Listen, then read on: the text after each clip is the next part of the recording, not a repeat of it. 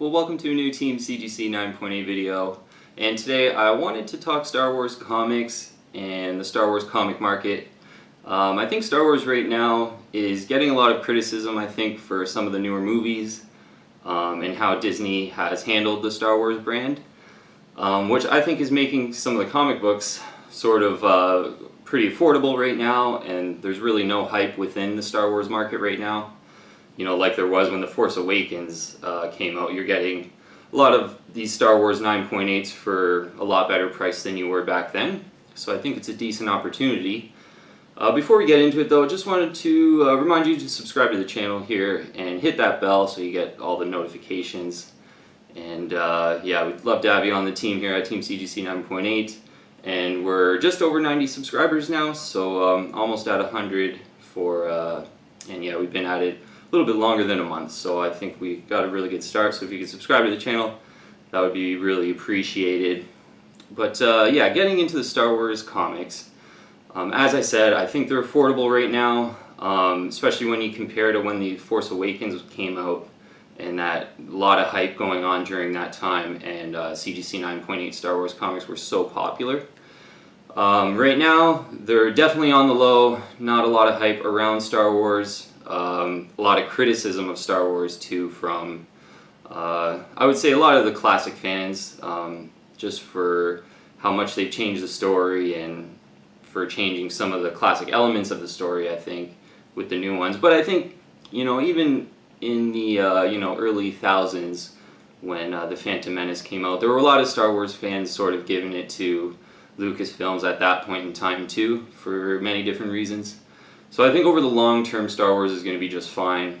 You know, it might take Disney a little bit to sort of find their sweet spot, but you know, I think with Rogue One they did a really good job. So, you know, hopefully they can do sort of a Rogue One type of movie for some of their movies coming up, more in that style than, you know, I would say Last Jedi and Force Awakens were kind of okay for me. Yeah, Force Awakens was cool when it came out, but the more I saw it, I wasn't really into it as much. But anyway, getting into the comics here. So Star Wars comics, pretty much if you're, you know, looking to sort of invest in a strategic way, you want to pick and choose those key issues, obviously. So Star Wars #1, pretty much the main key out of the Star Wars run. You get the first appearance of Star Wars in comics. This comic is one I definitely recommend as an investment right now in this environment. Pretty expensive in the 9.8 white pages. This one I paid about $960 for in the 9.8 white pages, but again, first appearance of Star Wars. There's not too many 9.8s as well. I thought there'd be more personally. There's 567 9.8s. And out of all graded copies of Star Wars 1, 7.5% are 9.8s. So that's a pretty low ratio, pretty hard to find in the 9.8s. This one specifically is really centered nicely as well too, which is pretty hard to find in Star Wars 1. So yeah, the first key in Star Wars, we'll go over some other ones here, but can't go wrong with the Star Wars 1. You're getting the first appearance of Star Wars in comics. Over time, I think that's going to be a really good investment, and yeah, for under $1,000 US dollars for this in the 9.8 white pages, yeah, I could see this being, you know, $2,000-3,000, you know, 15-20 years down the road. So a longer time horizon, but either way, you get first Star Wars in comics. Awesome comic book. This one with really nice colors and everything. Second key I would recommend in the Star Wars range is Star Wars #42. This is the first Boba Fett appearance in the Star Wars run of comics. And yeah, this one is probably kind of neck and neck with #1 for the most popular key in Star Wars comics. And yeah, looking on the census for this one, there's only 220 of them in the 9.8s. So that is not too bad at all. I thought personally there would be a lot more for, you know, such a popular Star Wars key, how popular Boba Fett is. In general, prices on this one, you're looking at, I would say anywhere around 500-ish US. It's certainly got that key issue pricing. It's a 1980s comic, so almost into the 70s, and that's, 9.8s once you get into the 70s usually are, starting to push certainly over $500 US for key issues. So yeah, first Boba Fett in comics, 220 9.8s in the world. Of all graded copies in the CGC, it's 13% of all graded copies are 9.8s.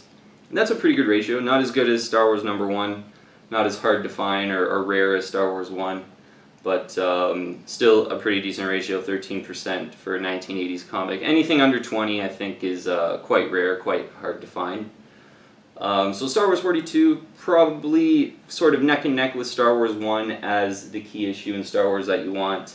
And yeah, I purchased Star Wars 42 first, and I just got the Star Wars 1 kind of like late last year. So next issue, kind of sticking with the Boba Fett theme, I got a Star Wars number 81 in the 9.8 white pages. This is basically the return of Boba Fett within the Star Wars comic series. So yeah, looking on the census for this one, I wasn't too aware of the census information, but there's only 52 of these in the 9.8 white pages. And this painted cover is pretty popular too, so I would say this is sort of a minor key. And to only have 52 copies of a minor key, I think this is kind of probably the sort of underappreciated issue of the whole range in the CGC 9.8. And something really cool with this one, I purchased this as a rough copy, and I sent it to CGC, and I got a 9.8, so I was so happy about that. And even happier when I realized there was only 52 of these in the world. So yeah, Star Wars 81 I think is probably a really good underappreciated issue. Return of Boba Fett, only 52 in the world, pretty cool. This is number 81, Star Wars. Number 68 is the reintroduction of Boba Fett, has that yellow cover with Boba Fett prominently on the cover. That's a really cool one too. I don't have the census information for that, but that's a really cool one too. I think certainly, if you get Star Wars 42 first Boba Fett, this one, Star Wars 81, and then Star Wars number 68 with the yellow cover are the two other Boba Fett issues. And those are mainly the sort of keys that you're looking at, within the Star Wars range. Another sort of popular run in the Star Wars range is the Empire Strikes Back run. You got a lot of sort of iconic Darth Vader covers in that run. And yeah, some of the older sort of issues 80 to 100, you have that Ewok cover in there that's really popular, and some of those are low print and really rare on the CGC census as well. So some of those you can kind of pick away at if you maybe had like a number 1 and number 42 already. But yeah, as far as just the prices you're going to be paying for these issues, I think at this time you can really kind of be patient and look for really good prices on CGC 9.8 Star Wars comics right now. And again, for most of those reasons I said before, there's a lot of criticism that Star Wars is getting right now for how Disney's handling a lot of the new Star Wars movies. But I think, they'll figure it out, and I remember the criticism from in the sort of early to mid 2000s about Star Wars, and when the Phantom Menace came out, a lot of people were criticizing that, and even the Clone Wars, and it's even with Revenge of the Sith, like through that, pretty much those 3 movies in the thousands, there was a lot of criticism. And Star Wars is still an iconic brand, still we still love all the classic characters, and I think over time Disney will definitely figure it out. And if Star Wars at some point sort of ends up getting into a sort of Avengers type of hype and popularity, I think, yeah, a lot of these comics will do really well in that environment, and you want to buy now before that environment happens. So then at that point you'll have all the Star Wars books already, and you'll kind of have the power to, maybe you want to sell some, maybe you want to keep some, or whatever it might be. You'll have sort of the power at that time to make those decisions, rather than rushing out and trying to buy Star Wars books when they're hot. So yeah, right now I would totally recommend checking out Star Wars, seeing which issues you want and like, and you know, certainly if your budget is there for the CGC 9.8s, I would recommend CGC 9.8s and Star Wars comics.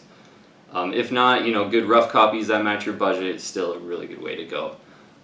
Personally, I would stick with the key issues. You know, we kind of talked about most of them here.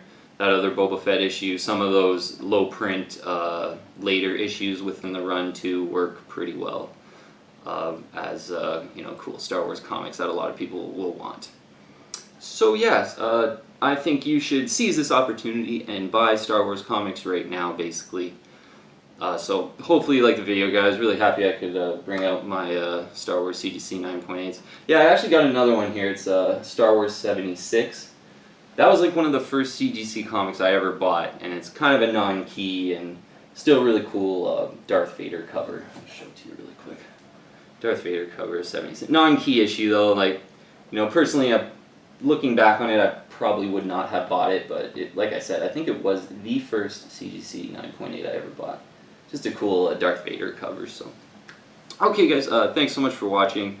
If you haven't, please subscribe to the channel here. Join the team, subscribe to Team CGC, hit that bell so you get all our notifications. And yeah, right now I'm sort of doing, you know, 5-ish videos a week, and that's kind of my goal, to keep going with that for a while. And got a couple other ideas for different videos coming up, so stay tuned for that.